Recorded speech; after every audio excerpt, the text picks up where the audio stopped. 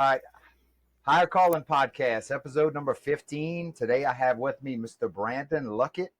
He's a follower of Christ, CrossFit athlete, one of the top fittest men in the world, husband, and a business owner. How's it going, Brandon? It's good. Thank you for having me on the show. No, absolutely, man. I know you just got finished with the games. I wanted to get you on here before, but I know your schedule was tight, man. Yeah, man. The last few months were pretty busy. I mean, you'd reached out to me maybe a month ago at this point. Yeah. I was like, hey, give me a few weeks and we'll get back on it. And sure enough, the day after the games, you're like, hey, you ready to go? I was like, give me a week. Give me another week. Need a, need 7 more days to get my life back under control after the games. Well, and I mean, I looked at you during the games. He's like, I'm busy, and I looked on Instagram, and you're towing trucks and all kind of stuff. And I'm just Yeah, like, well, okay, I guess it gets a pass, you know. yeah. Yes, sir. Very cool, man. You did great out there. Congrats, by the way. Thank you so much. I appreciate it. Thank you. Yeah, and I know y'all had some tough competition out there. Everybody coming from around the world, huh? Yeah. It's it's a insane competition. If you ever have the chance to watch like the whole weekend, it's incredible what like the show that they put on with the athletes. And I mean, they're from all over. They're from Canada, South America, Europe, Asia, Australia, everywhere. Um, yeah, it's pretty cool. Yeah. Hey, I've seen a few of those guys. I guess off of some of those programs that come from Sweden, all those Nordic countries hmm up there. Did they got some big boys coming? Yes. Yeah. Those European guys, especially the Norwegians and I like was it Iceland? Yeah. Like dude, they're monsters. They're monsters. So I guess they're all built like that, huh? Mm-hmm. Cool. Yes, indeed. Wait, tell me a little bit about yourself, man, and how you got where you are. I got where I am. Be So tell like me, generally, yeah, just or tell me, who you are and you mm-hmm. know how you kind of developed and got here. um, A little backstory. yo, it's a long story, but so I grew up in the country, uh, probably like 45 minutes west of Baton Rouge, um, and I mean we went to school in Baton Rouge, but where we lived was in like the Atchafalaya Basin, so like behind our house was just cornfields and soybean fields and everything. So we were pretty active kids, taking care of the house, taking care of the yard, and then just getting into trouble in the woods and whatnot. Sure. Um, pretty active in sports. So played football, track and field, but ended up being like the main sport for me was wrestling. And we were raised Catholic, so like every Sunday was church. Every night was prayers as a family before bed. Um, and that was kind of like my childhood. It was family, faith, sports, school, taking care of taking care of your family. High school was a lot of the same, you know, except that's kind of when I started like you start developing a little bit in high school as a man, or as a woman. But that's where I kind of learned that like hard work kind of paid for itself. Sure. I started working really hard in wrestling, kind of fell in love with it, became a little bit obsessed. That's also where I think my faith grew quite a bit, because I was before every match I was so nervous, just like so nervous about the match, man. Part of it's because I'm like insanely competitive, and I think part of me always felt like I needed God's help, Okay. and not only felt like, but kind of knew, I can't do it alone, and I need a hand. So like every match, warming up on the side of the wrestling mat, you're just praying and pacing. That's cool. So like high school was just wrestling, and honestly, I wouldn't say I really focused on school too much in high school. Like all I cared about was wrestling. Um, but yeah, I think that was like a huge development period for me in terms of like work ethic and relationship with God. Uh, Fast forward a little bit. I After high school, I was done wrestling. Wasn't going to go wrestle in college or anything, and was made the decision to go study physics to become a medical physicist like my father. So kind of knew that like that wrestling and school weren't going to work out too well, like combined. So stopped wrestling, focused on school, and if you remember, like I said, like I wasn't a great student in high school or anything. Um, You had to work your I, butt off to I get there, huh? I knew that college was going to be a completely different Sure. animal, and so like I studied my butt off and did really well in undergrad. That's also where I found CrossFit. So high school was wrestling, college was school, then CrossFit, um, and just like I worked my tail off. Ended up getting into grad school in Houston. Um, Coached at a local affiliate in Baton Rouge all the way through college just to pay for my gym fees. Um, and went to grad school in Houston, kept studying physics, uh, and got really serious into CrossFit then. Ended up at a gym with one of the fittest humans on earth. She had been to the CrossFit Games a handful of times, which is what I was trying to do. And whenever I moved to Houston, I got a lot better at CrossFit, just training in like the environment of elite athletes. Right, I mean, I right. think that like you will rise or fall to the level of those you surround yourself with. Yeah, You know, they say you're the average of the 5 people you hang around with the mm-hmm. most. That's So right. So I was hanging around some really fit people in Houston. So I got pretty good at CrossFit and qualified for my world championships for like the first time in 2018 while I was in grad school. Um, Stopped competing in 2019 so I could focus on school and get into residency. Got in residency, moved to Oklahoma, fell back in love with CrossFit over there. Competed at the world championships 2 more times during residency. Finished residency, moved back home to start working. Worked for a year.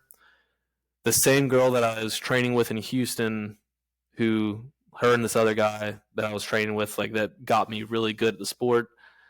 She's like, "Hey, let's do a team." Ended up competing as a team in 2023, and then wanted to see if I could go to the World Championships one more time as an individual this year, and just finished up competing for the 5th time at the World Championships. Um, but yeah, whenever I moved back home from Oklahoma, started working with my dad. He owns a consulting company for physics, so I work with him. I started another physics company as well that is just me.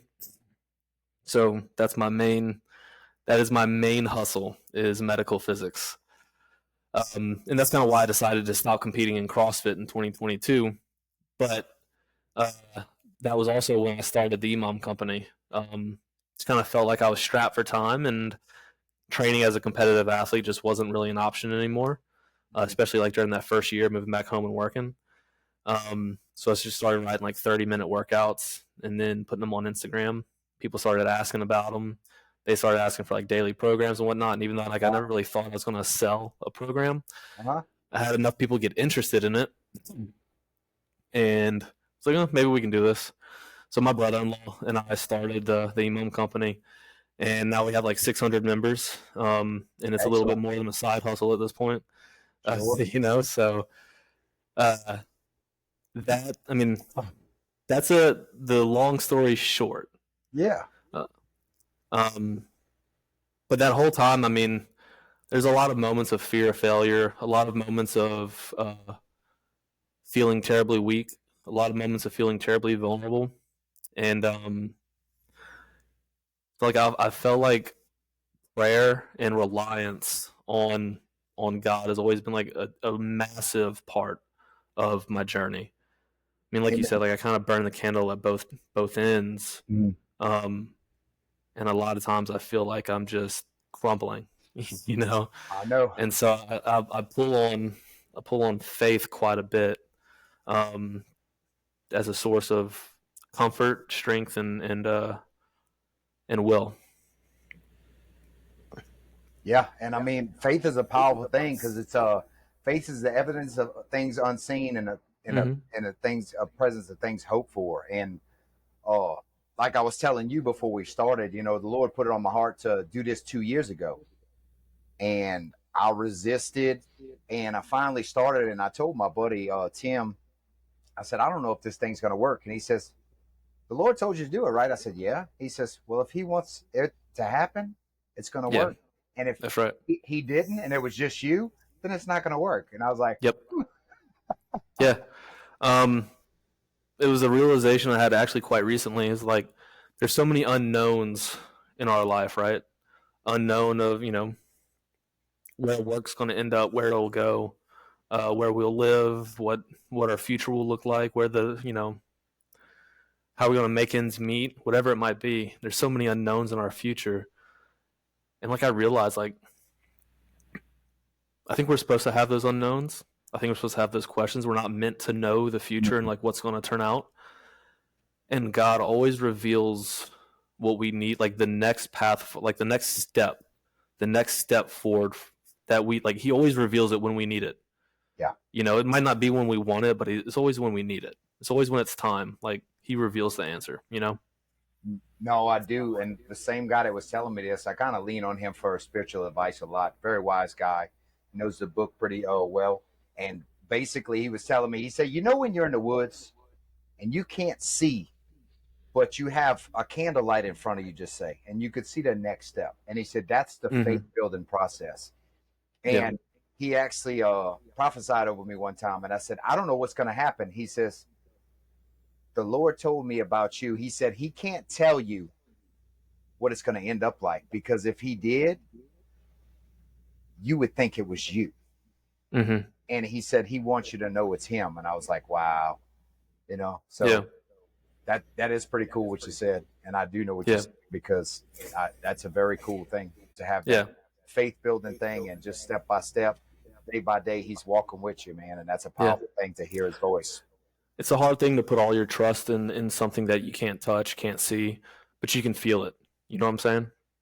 I do, Like man. if you look back at your past, there's probably a lot of times where you're like, dude, this isn't like, I don't think this is going to work out. Like, I don't know what's going to happen. And then somehow it works out. Maybe not the way you thought, maybe not the way you wanted, but I think God's always kind of guiding us in the direction that we need to go, as long as we're willing to listen. Yeah. I like that, man. Oh, well, that's a good intro to the thing. My name is Chad. This is a Higher Calling podcast, and basically, I'm over here hearing stories like Brandon's to encourage people. Hopefully, we inspire people by helping them find their higher calling, just like Brandon's had his higher calling, and he's working in his higher calling that the Lord called him in. Yes, sir.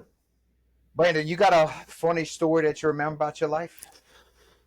There's a lot of embarrassing stories for sure. Sometimes those are the funniest ones.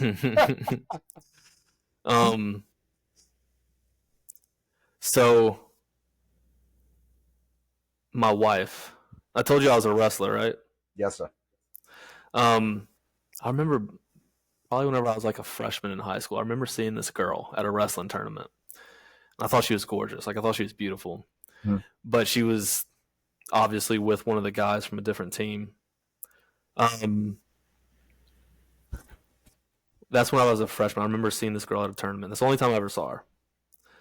Whenever I was a sophomore, I wrestled this guy. And his girlfriend was the girl that I'd seen the year before that I thought was beautiful. Okay.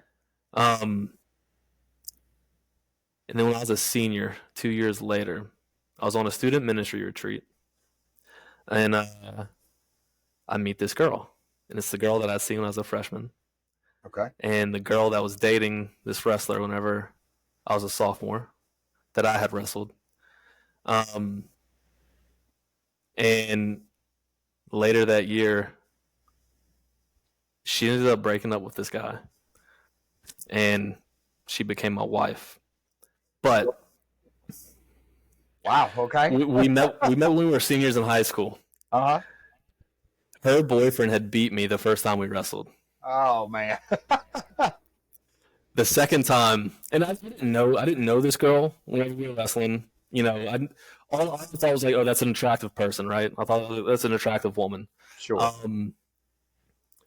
Didn't know her at all. Like, never met her, never talked to her. This guy that like I wrestled, he like whooped my butt the first time we wrestled. Second time we wrestled was at the state tournament, and I got my revenge and beat him. Good And deal. then like I meet this girl that like I had seen like all these years ago. I was like, how do I know you? You know? And she's like, oh, like I date Connor Campo. He's a wrestler. Like you're a wrestler too, right? Uh-huh. I was like, yeah. And you know, we had a mutual friend at this retreat. We chatted a little bit, whatever. And she ends up later that year breaking up with this guy. And like, you know, I found out about it. And I started talking to this girl again. Uh-huh. And That was the end. that was it, dude. We ended up getting married. But dude, and another funny story about that is whenever we started dating, we were seniors in high school. Her boyfriend was still wrestling for the, you know, state school. And his parents donated a TV in a raffle for a tournament. For like parents like enter into this raffle. His parents donated this TV. So like their family already like didn't really like me or my family because like his ex-girlfriend and I were dating or whatever. And then my parents go and win the raffle TV that his parents had donated. Nice. And so like You it's were like it's all a you were all over them. I, completely all of it unintentional. All of it unintentional. But yeah, that's the story of how I stole this guy's girlfriend and then married her. So not only did you beat him at the wrestling match, you stole this old lady and married And her his TV. and the TV. You didn't buy his house, did you? No. All of it was unintentional. That's I what wasn't like I wasn't trying to take anything, you know. No, I know, man. That's funny. It's funny the way things work out, man. Yeah. Yeah. How old were you whenever you actually started CrossFit? I was 18, How old are you almost now? 19. Turned 30 last week. Okay. Wow. Awesome. So 11 years, 12 years, something like that. Yeah, there's nothing wrong with that, man. Mm-hmm. I wish I had that youth on my hands, you know.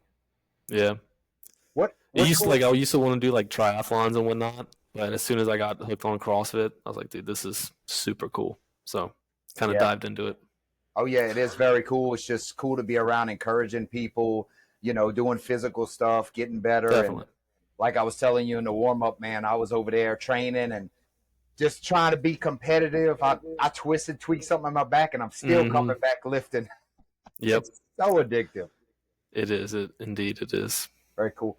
So your business that you're in and your father's business, you said y'all do physics consulting. Mm-hmm. Yep. Tell me a little bit about that. Yeah, we work in medicine. Radiation is used in medicine in a few different ways. One can be used to like treat illness or cancer. That would be considered like radiation therapy. There's also diagnostic imaging. So like if you get like an X-ray, what they're doing is shooting, radiation through your body to create an image. Right. CT is a very similar thing. Ultrasound uses mechanical radiation. It's just sound waves. MRI is magnetic resonance imaging, so they use magnetic EMF radiation to create imaging, and that's the science that I study. And, how it's used in medicine. We do a lot of quality assurance and like quality control type testing. Then we also do a lot of state and federal regulated, what do you call it? I mean, work. So we kind of keep hospitals and clinics in line with the state and federal regulations. We're kind of required by those governing bodies to do certain testing and whatnot. And we also act as a liaison between our clients and those governing bodies. So basically, y'all are keeping those guys in compliance, keeping them in line in the law with the state and federal law. That's right. That's probably like the biggest thing that we do. That and like patient safety. Excellent. That sounds pretty interesting. Probably a little bit of stuff above my pay grade, but I mean, as long as you know what you're doing. We often say we can train a monkey to do our job. It just takes a physicist to understand it. Sounds about right. Yeah. So family's pretty important, you said, huh? Absolutely. Tell me a little bit about that. Tell me a little bit about your family. Yeah, I mean, we're very close. Like I said, like we grew up in the country, went to school in the city, so it wasn't a thing where every Friday like my parents had friends over, or every weekend like we went somewhere or had friends over. because we were so far away, it wasn't that often. And so a lot of time was spent with the family, a lot of quality time, especially like working together, like taking care of the house. We had like a huge yard. So there's always like chores and stuff to do around the house every night. There was no TV. We didn't have cable. We had one TV that we only watched movies on like during the weekends.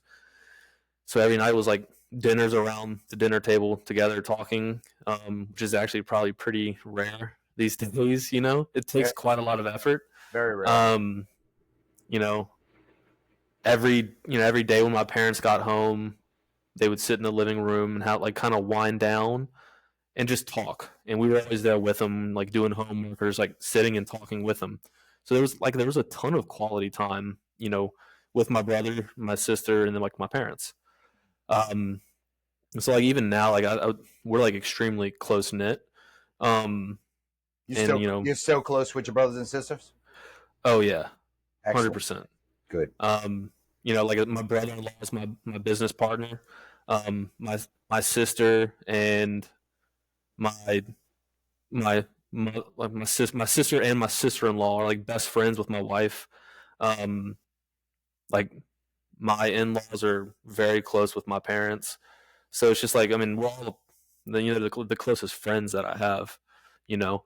But they're also my family. It was just like you know Awesome. that's kind of like that was like the most valuable relationships that we had, And the cool thing is, like, not to be in an ugly way, but you're stuck with those people, and that's your family. And it's so much now that people don't talk with their families as much anymore. Yeah. Or brothers and sisters, they can't stand each other, and families Yeah. are so apart now. It's crazy. Yeah. Yeah, there was never really any of that kind of animosity in our family that I can like. I mean, I can't remember anything like that. Um, my brother is like a stand-up guy. He's a bit older than me, an insane role model, extremely successful, extremely religious. Him and his wife both. They're both physicians. They got three kids now. Great role models. My brother-in-law, my sister, amazing people. Like Excellent. my brother-in-law is one of my best friends as well. And like, yeah, I mean, I think part of it also is that like the fact that we hold our religion so close to our heart. Like, there's no room for animosity or hatred or grudges or any of that kind of stuff if like you're truly holding God close to kind of your heart, And so, yeah, I mean, Well, that's what Christ told us to do. Love one another. So, absolutely. what Yeah. about you? Kids or trying One on to the way. kid? Congrats, man. Thank you. Thank you. It's our first one. Oh man, that's awesome. You got Yes, sir. that. Sounds like you got a lot of quality information to pass along. Definitely. Yeah. I mean, I told my wife the other day, I was like, dude, I can't wait to raise a little warrior, like legitimately like a little modern day warrior, just hard nosed but empathetic and religious and faithful, gritty, just an animal, That's what I want to raise. Yeah. Well, and like you said, there's so much value in. Are you guys having a girl, boy? Do y'all know? A boy. Oh man! And just like you said, the hard work and the ethic that you had coming up, and you saw the payoff whenever you were around a bunch of other people. And it's kind of like the industry that I'm in. Is if they send me some farm boys, those farm boys are going to outwork everybody around them. But if they send me some city boys that are just play on their phones, it's just kind of like, man, what do we got to hook to these guys to drag them out of there to get them to work? Yeah. One of those little poles with a carrot. Just replace the carrot with a phone, dude. There you go. Drag them along. Yeah. So where do you see yourself in 3 to 5 years? It's a great question. It's a rough one, huh? Doing a lot of the things that I love what I do. And like, so that's kind of, I mean, I like doing what I do. If you ask me like where I want to be in 3 to 5 years, we've We bought 21 acres like 3 years ago. We don't live on 21 acres. It was undeveloped land. And over the past few years, every now and then we do like a little development on it. So we had it cleared. We had about 8 acres of it cleared out, opened up. This month we'll actually do some more property work on it, like some land work, put a lake in or a pond in, finish the road and everything. That's been my dream since I was young, to have my own land and like a lot of it. Sure. And so in 3 to 5 years, that's where I hope I live. We're looking at building plans actually right now. Excellent. But I mean, hopefully our family's grown by 2 or 3 by then. You can do it. Yeah, yeah. So yeah, I want to keep growing the family, keep growing the businesses. The cross like I love the work that I do because both of them are service based. Both of them provide value. Yeah. And they provide value directly. Like I work with people daily, one on one. I work with hospitals. I work with directors. And I provide a service directly. And I can make their jobs easier by doing my job well and efficiently and working around them. Like I know I'm providing a service that's valuable. With the Imam Company, I think we provide like a pretty amazing product for people who love like functional training and CrossFit.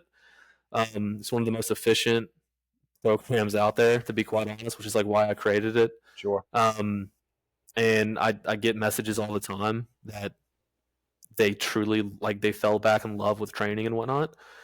And like again, like that's something that provides value to somebody else. It was why I started like the whole Instagram page to begin with. It was like I didn't want anything in return. I just wanted to provide value to people. And so like that's what I want to keep doing, like using my gifts to provide value to people, using my gifts to like provide for my family. Because like I truly believe like I have an obligation to use my gifts as best as I can, So Sure. I mean, nothing drastic, just one step, one foot in front of the other for the next 5 years. That's kind of, that's life, that's what excites me. Yeah, there's a Caribbean pastor by the name of Miles Monroe, and he said the most valuable place in the world is the graveyard because a lot of people take the gifts that God gave them and they die with them still in them, and they're just buried in the graveyard with them. And the Lord gave them those gifts for them to present them to the world to help other people. And I think that's why I think you were saying earlier, and I call it the Domino's pizza workout, 30 minutes or less. But you said you were doing those 30-minute workouts and showing them people how to be effective in 30 minutes. Because I used to try and go in the gym for an hour and a half, 2 hours, and work out and get big and strong. But the older I get, if I can get in there and get a great workout in 30 minutes, I could do it every day. Yep. And if that's the type of value that you're providing to people and you're showing them what to do in 30 minutes and how to be effective, y'all are going to be great, man. That was the whole philosophy behind what we started. It was 3 things: anywhere, anytime, any day. Yeah. Like that's what we wanted. Like, so we have like full equipment stuff, you could do in like your general gym, like your general CrossFit gym that has rope climbs and barbell stuff. But then we also have like every day we provided like 3 different workouts. The general equipment one, a minimal equipment. So like if you're in your garage at your house or your living room and you just have like dumbbells and kettlebells, we like, all right, we got you. Here's the workout. And then if you don't even have that, if you don't have anything, you're on the road in a hotel with no hotel gym. Yep. We got body weight workouts every day. So it's like we didn't want people to have any reason not to go make themselves physically fit and like take care of themselves that day. Right. That's like something I'm big on is like no excuses. Working out is like one of the few things that like you take care of yourself every single day. It allows you to better take care of other people. Like if you don't work out, you're lethargic, you're not as energetic, your brain's not functioning as well. Your hormones aren't functioning well. And in that, like you're less productive. So like you're serving less. Yeah. Right. That's so like good. Take care of yourself and you can take care of other people better. Sure. And there's a lot of people that say I'm tired and they go sit down on the couch and it's just kind of like, and there's a guy named Jocko Willink, and I'm sure you've heard of him. He says Mm-hmm. it's really hard to be tired when you're doing burpees. Yeah. So if you're Yeah. tired, go exercise. You're gonna get a Yeah. burst of energy. On the other side of that, you're meant to be tired. Like every day, whenever you lay your head on your pillow, you should be absolutely exhausted because your output for the day was so high. Yeah. Because you used every minute, And if like that's even like quality time with your family is part of it. Like, yes, it's hard. Yes, you might be tired and you don't want to talk and you want to like just watch the football game or the basketball game at night. But like put the effort in and like spend like quality time with your family. Going to church is hard. You're tired Sunday morning from your whole week. You're supposed to be tired, so get up and go to church. Yeah. I don't know if it's a meme or whatever it is, but it's like being fit is hard. Being obese is hard. Mm-hmm. Being tired is hard. Be sleeping is hard. But pick your hard. Right. What do you want? Do you Yeah. want quality or do you just want to be lazy? Yeah. Well, that's the that is the double-edged sword of discipline. Discipline is simply a restriction of freedom now for greater freedom later. I like that. So it's always going to be hard, whether you choose your hard now or choose your hard later. I like that. What's some of the best advice you ever got from somebody? Man,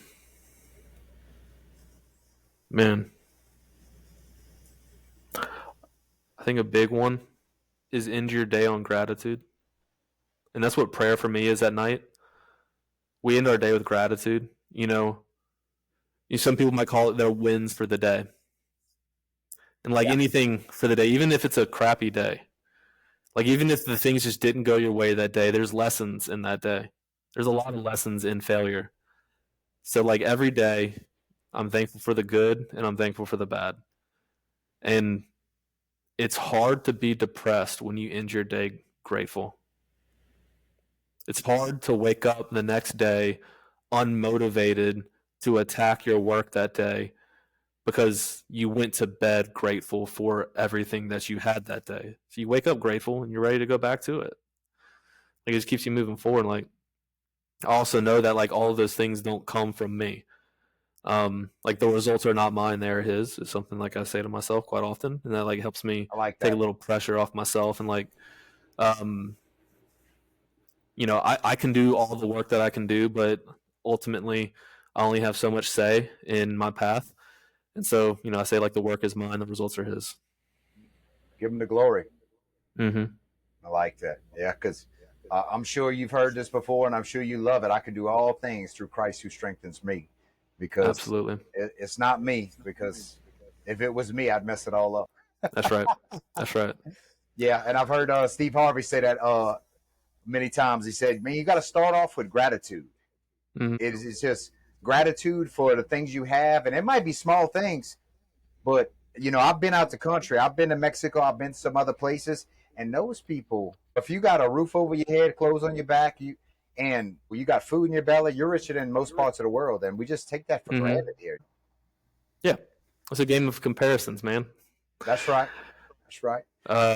But like comparing yourself to someone else who's ahead of you is really just you're not grateful for what you already have. Yeah. It's like you can, and like the other side of that is like you can change the cards that you're playing right now, and by that I mean you can change your circumstances. Like you have control of that, through work, through discipline. You might be unhealthy now, but you can eat better. You can control what you put in your mouth. You can control what time you wake up. So like you can probably make time to exercise.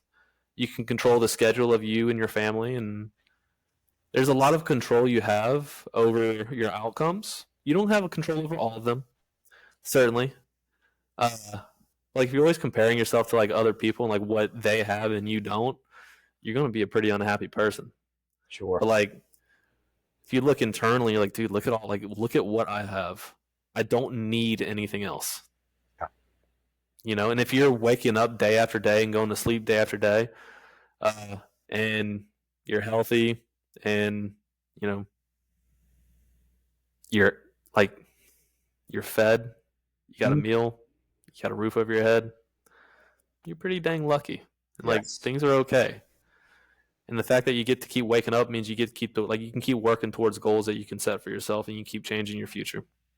Sure. I like that. Attitude of gratitude. Oh, Absolutely. yeah. And the things that mess up today, I still got tomorrow. So if the Lord decides to wake me up tomorrow, I can fix that stuff tomorrow. Oh, Mm-hmm. what time do you usually wake up every morning? 5 a.m. Oh, the 5 a.m. stuff, huh? I start working at 5:15, 5:30. Really? Is that the first workout of the day, or you actually just start working? That's when I start working. I start working on my computer. If I can, if I don't go anywhere for work, I'll go work out around 6:30, 7. Try to get an hour or so of work right off the bat. Then go catch a workout. They say that's the most productive time is right when out the gate. Yeah. Do you find that? Yes. I mean, no one else is up. No one else is calling me. It's just like I get to work. I know that if I don't wake up and work in the morning, I get quite behind. I get like a true hour to 90 minutes of work in the morning, depending on, kind of what comes out. Depends when the rest of the day starts for me, So sometimes I only get 30 minutes of work, but I can knock out quite a lot in 30 minutes. Yeah. So wake up at 5, get a cup of coffee, and sit down on my computer and start working. Usually I'll work out after that, eat breakfast, either go on site to work if I need to, or sit back down and get on my computer and start working. And then later in the day, try to catch another workout, and then eat dinner, spend some time with my wife, and go to sleep. Nice. What time do you usually shut it down? I shut down work typically 5 o'clock or so. If I've gotten a good bit checked off of my to-do list. Mm-hmm. And then I'll work out until 7 p.m. or so. So all work and all exercise stops at 7 p.m. for me. Okay. So if I didn't get to exercise in the afternoon, I was just stuck at work, and I didn't get to it. I don't go past 7 p.m. unless it's something that's going to be required in the future, but for me, there's not a whole lot of days in a row where I can't work out, because work just lasted way too long. If it was the case, where work was lasting until 6:30 or 7 every single day, and I just wasn't working out, I'd be like, okay, I'm going to sacrifice a little bit here, and I'm just going to work out till 8 p.m. or whatever. I'll make it happen. Yeah. It just hasn't been the case over the past decade where I've had to do that. So I just have the rule of work and exercise stopped at 7:30 if I can help it. Sometimes there's emergencies where I'm working until 10 p.m. or whatever. That's fine. Those are one-offs, but I don't work on my computer past 7 p.m. really, unless there's deadlines to meet or something. I got you. What time do you regularly go to sleep? Do you have a set time that you try to be in bed by? I know 9 p.m. Yeah. Yeah, about 9 p.m. So up at 5, in bed by 9. Yeah, it ends up being about 7 hours of sleep is what I get on average, which I probably need more with the amount that I work and train and exercise, but I don't get it.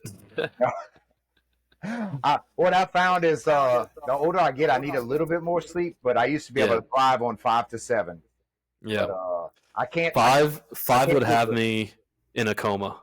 Well, that's turnarounds for us. Whenever we're working 12 hours a day, and then you got to do whatever you got to do, and it's kind of rough. But yeah. So do you do 2 a days pretty much every day? Try to. Yeah. Whenever. I guess that's the life of the fittest, one of the fittest men in the world, huh? Yeah. Yeah.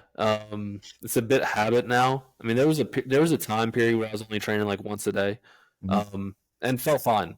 And if that's what it ends up being, once I have kids and everything, that would be fine as well. But like I said, I play the cards that I'm dealt, and if I have time to train twice a day, I'm gonna use the gifts that I'm given to do something productive.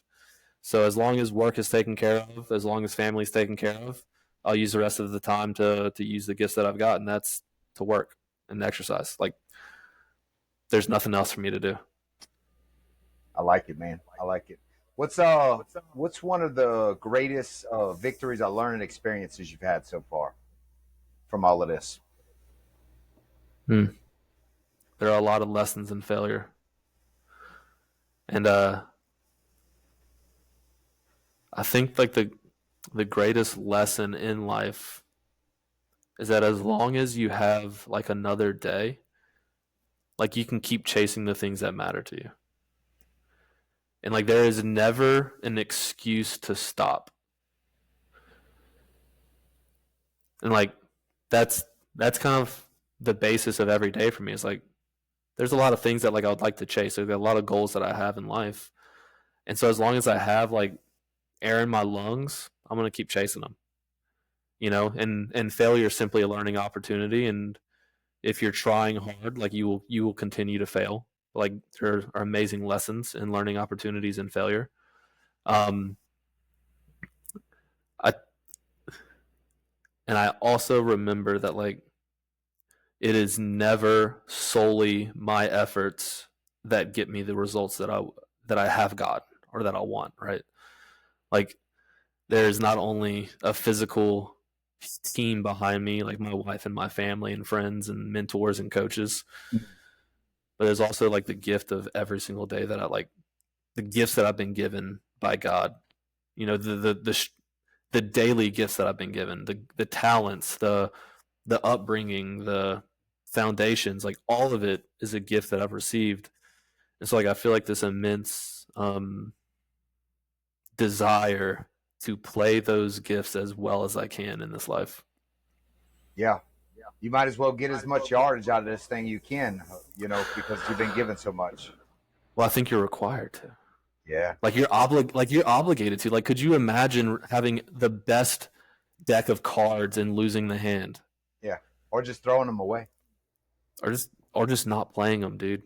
Yeah. And so many people like walk this life with an incredible deck of cards that might not be as good as their neighbors, so they just don't play them at all. Yeah. And like that's such a shame. Yeah. I just got 2 T-shirts off you, bro. I'm gonna send you some proceeds from that. Cool. That's good advice, man. I like that. Very good. Yeah. Yeah. You just mentioned mentors and coaches. Who's some of the big influences or influencers you have in your life that you look up to? Man, there's a lot of them.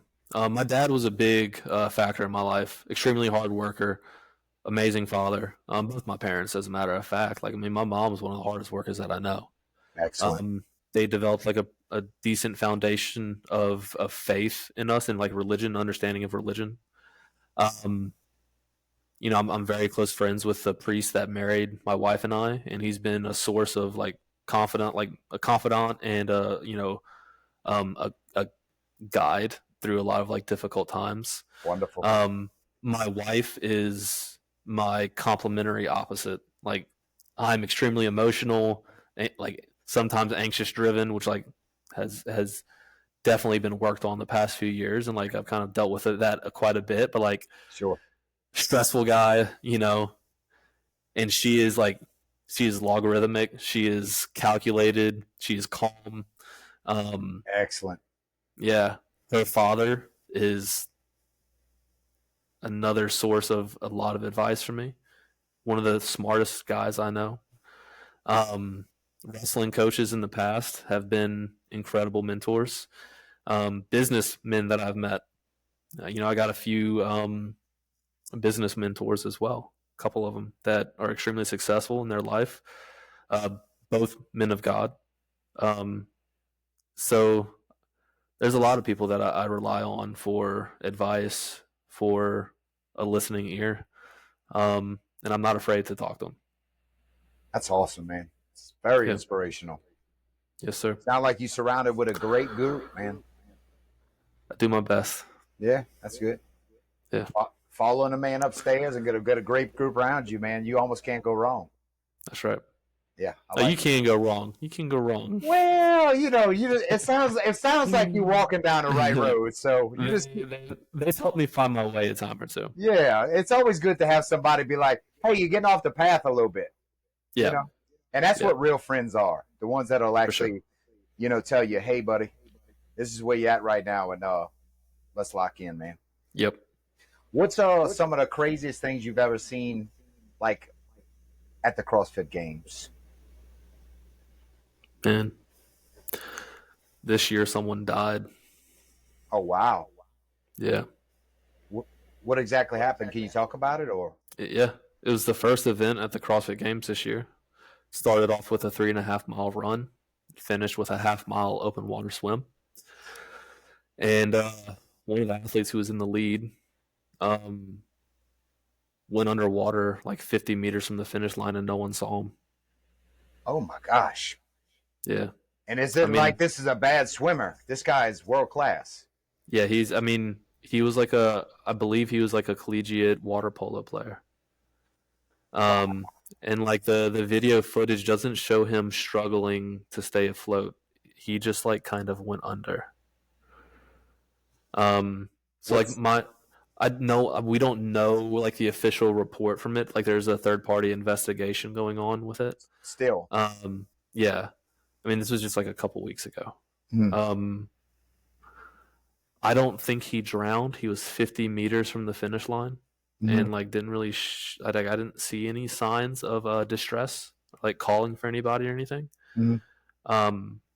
My question is like, was it like a cardiac episode that Right. happened in the water, and he like This is open passed water. out, open water in a lake. Oh, what lake was Yeah. this?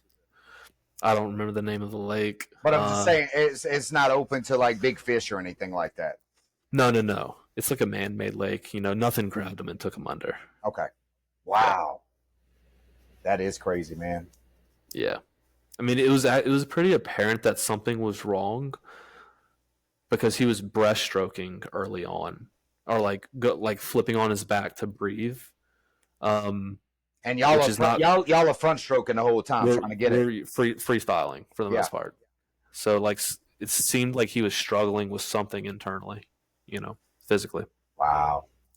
So that was by far the craziest thing I've seen. Can you say what country this guy was from? Serbia. Wow. His brother was swimming behind him actually.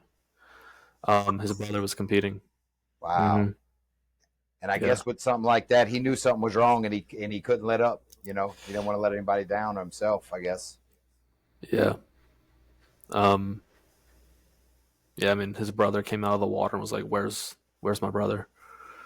So yeah, Wow. no one saw it. Yeah, I'm gonna have to Except keep up for- with that. I'm curious. Yeah, Yeah, sounds like some type of cardiac heart something. yeah. Yep. Oh, what about you? What's your biggest insecurity or fear in life? I know that's a big question. Yeah, there's a few. Yeah. Fear of failure is large. Mhm. And I've definitely kind of approached that head on pretty heavily recently because like I told you, like failure is one of the best teachers. And so I have to be okay with failing at things because like those are what like there's a lot of lessons there. That's the growth. And like I realize that failure is temporary. So again, like as long as there's air in my lungs, like I'll just keep moving forward. I don't consider myself the most intelligent human, so sometimes failing at the same thing a couple times is required for me to finally learn the lesson. But yeah, I think another large fear is like not using the gifts that I've been given to my ultimate potential. Mhm. And I think that's a more accurate way to say like I'm afraid of failing. I'm afraid of not using the gifts that I've been given as best as I can. I like that. So, yeah. Yeah, and I think that's something that is learned by competitive sports, and it's like we came into this generation, this funny generation where everybody gets a trophy, and it's like, oh Yeah. no, there's no winners, there's no losers, and I think Yeah. that's a big thing with winners and losers is whenever you win, that's great, but you have to be a good winner. And you also have to be a good loser. And when you Yeah. lose, let's say at rec ball or competitive sports or whatever it is, that means that you weren't the best out there and there's something that we have to do to get better. Well, And like I said, like, right, there's lessons in failing, and when you teach someone that there is no possible way to fail, you teach them that there is no way of walking through life where like your actions have consequences. If you cannot fail, then there are no consequences for your actions, and we know that there are infinite consequences for good and bad actions that we have. You know, and so like whenever you take away the failure side of things and don't let people feel pain or embarrassment or discouragement, there's no lesson learned. You know, they're like, oh, like we won, so we did everything right. It was like, well, no, not like everything. you're stunning the people's progress so that you are saving temporary pain and stomping and you know you're stomping out future success. That's what you're doing to people. Yeah. And I heard Jordan Peterson say it is like people, they're so self-confirming to everybody. They're always like, oh no, you're perfect just the way you are. You don't have to change a thing. It's like, do you want your 7-year-old to stay a 7-year-old forever? Or do you want them to grow into a responsible human being? Right. I mean, if someone told me like this was the best I'd ever be like, that's pretty grim because I've still got, 70 years left on this earth and this is the best that I can be, which means like I will make no progress for the next 70 years. Yeah. That's not what I want to hear. Right. And you might like this. They say the first 40 years, I'm trying to think who said it. They said the first 40 years of your life is practice. Yeah. And the second half of your life is actually where life starts. So where you start learning. That's where all the lessons get learned, man. You got 40 years of learning lessons and then 40 years of implementing the lessons. Yeah, I like that, man. So you got that to look forward to. You know what I mean? For sure. All the stuff we messed up and the stuff we learned, we get to apply it in a couple of years, you know? That's right. Yeah. I told my wife, I said, I'm waiting for these gray hairs to come in. I'm waiting for all this wisdom to start, you know? Man, I already got them. I got gray hairs on the side. I got gray hairs in the beard. Yeah. I can't quite get them up top or whatever, but I can get them around here.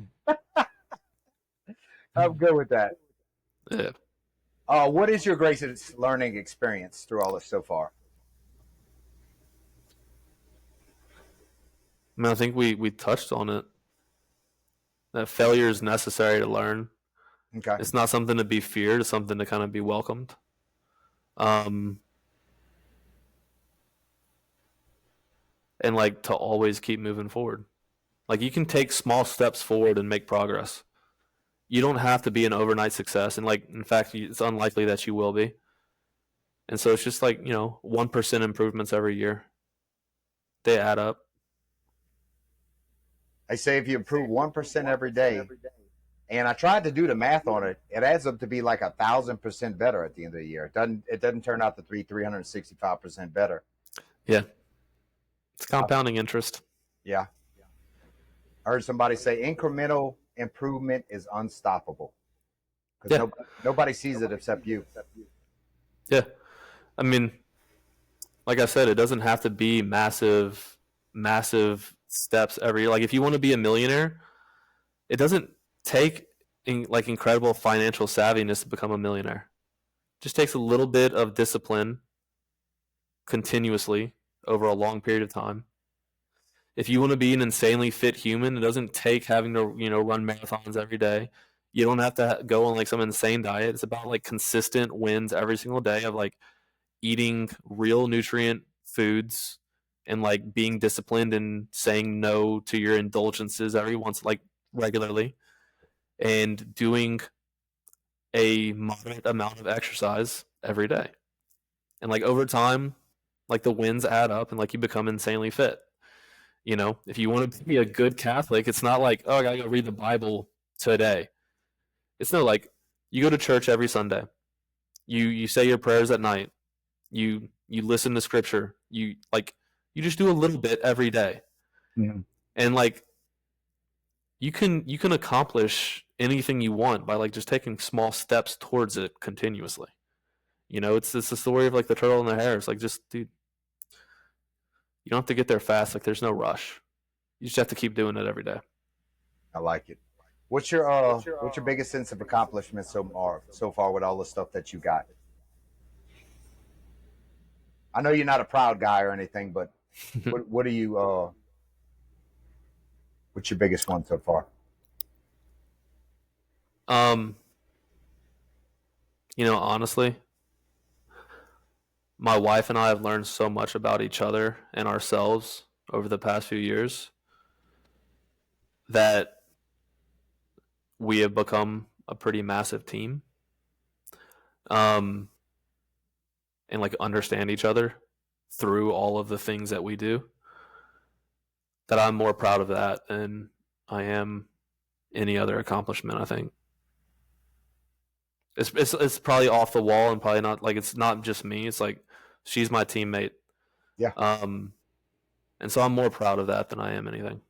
Yeah. Well, the Lord got you a good helpmate then. Yeah, he did. That's good, man. He knew what he was doing. He sure did. Excellent, man. Um, what would be your advice to 18 to 25 year olds out there in the world? Get people getting started.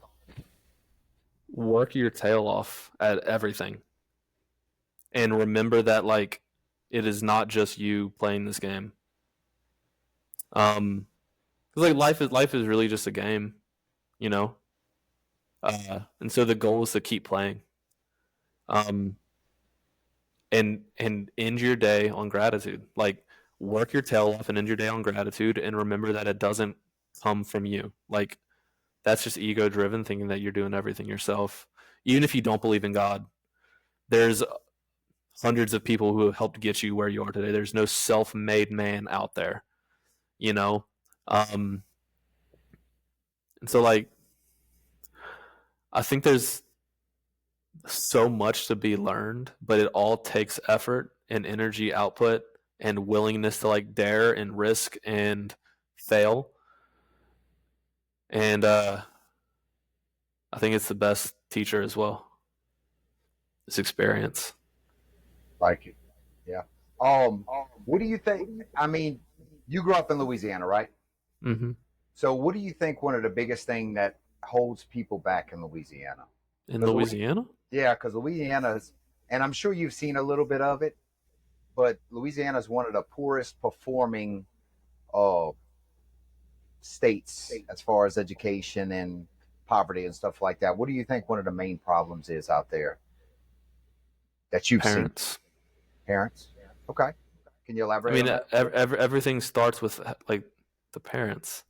You map your children in a certain way from a very early age. You play a huge role in how they view the world, how they react to stimulus, you know, how they react to stress and risk and difficulty. Like you are you're the God-given guide to them for a very long time. And it is very difficult for a middle-aged human, in their teens, late teens, coming into adulthood, to break out of the mold that they were shifted into as children. It's not impossible, Mhm. and a lot of times it takes someone else to help them, or something internal like God. Um, but people are molded by their parents, and parents mold their children. And I'm not saying that like if you had bad parents, you're stuck. That's not at all the fact. Like you can change your outcomes. Like you are very much in control of what you can control.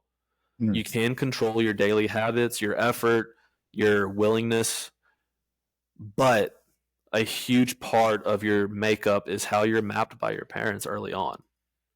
And if we have a culture that is raising kids to be a certain way, um, then it's going to show in our kids. Mhm. It's going to show in the adults. Like it can be quite a cycle. And like I said, it's not an unbreakable cycle. It's not an unbreakable cycle at all. Um, but it is a hard cycle.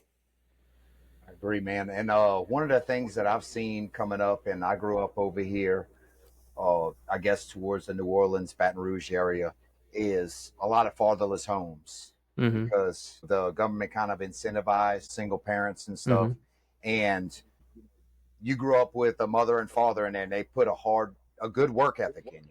And a Mm-hmm. lot of that now is just kind of like, single parent families and a lot of neighborhoods. That's kind of the norm. It's just, Yeah. that's the way they're being taught. And I think a lot of people struggle with that stuff. Yeah. And I won't. Part of me wanted to blame government policies for it. Mhm. I mean, they're obviously in control of the public school system. Yeah. What the lessons are that are taught. But I've seen a lot of kids go through public school who have hardworking parents who like actually invested in their kids, Mhm. and they didn't have a problem, man. Yeah. Like one of the smartest kids I knew in college who went to UCLA to go study theoretical physics went to public school here. So like parents have such incredible influence over their kids. Like, I mean, early on in the podcast, I said I wanted to raise like a little warrior. Sure. Like I want to teach my kid everything that I can. I want to be a positive influence on him. I want him to be resilient and intelligent and strong physically, spiritually, and emotionally. And I'm not gonna like take it easy on him, Yeah. right? Because giving him an easy life is making him comfortable now to make him uncomfortable later. Like he needs to be resilient. I think it's just effort, It's just effort that parents need. I think, and if you're a single mom, trying to put a roof over your kid's head, it stresses quite a lot. Sure. So I think a lot of things start off at home. Yeah, I agree, man. That's a good message out there. And like you said, if kids see their parents struggling, they're gonna always be working and everything. And if they see their parents always confident and strong and generally encouraging, they're gonna know that they can win in life. And I hope, I know you're gonna put that in your son. I intend to. Yeah, I know you will. I hear it in your voice. Yeah. Yeah. Yeah. So, what's coming up next?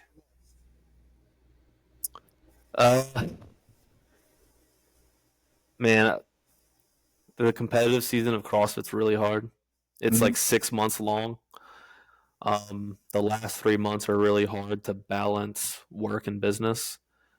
And so now that competing in CrossFit's over, it's just shifting a focus back into business and see if I can grow some things a little bit. Keep making small steps, and hopefully over time I look back and I'm like, dang, I made some big progress over the past 5 years. Yeah. So when did the competitive season just ended? August, yeah. Okay. The CrossFit Games is the World Championships. That's where the season ends. Okay, so August. So I guess it picks up around February or something like that. Mm-hmm. Yep. Cool, man. Cool. Yes, sir. All right. Well, man, we covered a lot of ground here. I'm trying to see. I guess that's about all the questions I had for you, brother. I really appreciate you spending the time coming on here, man. Sound like you got a lot of irons in the fire. Always. Yeah. So, like I said, we're given 24 hours a day to try to do as much as we can. So that's what I intend to do. Absolutely. You keep working hard, and very inspiring story, man. And I hope some people hear this. Thank you. Shout out to Brandon. Do you got anything that you want to plug or tell anybody where to find you? Social media? I mean, yeah, we're on Instagram. I don't use Instagram personally very much. The Imam Company, though, if you ever want to dive into some CrossFit stuff, you can follow us at the Imam Company. But other than that, I mean, I don't use my personal Instagram for much. So. Okay. Well, yeah. You want to tell anybody how to find the Imam Company? Also on Instagram. Okay. Yeah, the Imam Company, EMOM Company. Okay. Sounds good. Yep. You'll find us. All right. Well, that's it for this episode of the Higher Calling Podcast. Hopefully you guys enjoyed it. Hearing Brandon's story out here. Hopefully his inspiring story inspires you guys out there. Thanks for coming in, Brandon. Appreciate you, brother. Thank you so much for the opportunity. Yes, sir.